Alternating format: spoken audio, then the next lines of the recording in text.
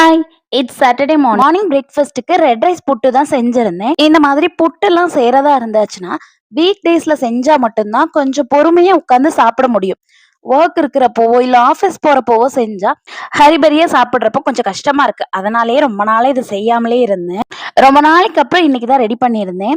எனக்கு இப்படி புட்டு எடுக்கிறது ரொம்ப பிடிக்கும். அது அப்படி உடையாம வரத பார்க்க அவ்ளோ சாட்டிஸ்ஃபைடா இருக்கும். அப்படியே நாட்டு சர்க்கரைலாம் போட்டு பிரேக்ஃபாஸ்ட்ட முடிச்சாச்சு. மதியம் லஞ்சுக்கு ரொம்ப நேரம் நின்னு செய்ய வேண்டாம்.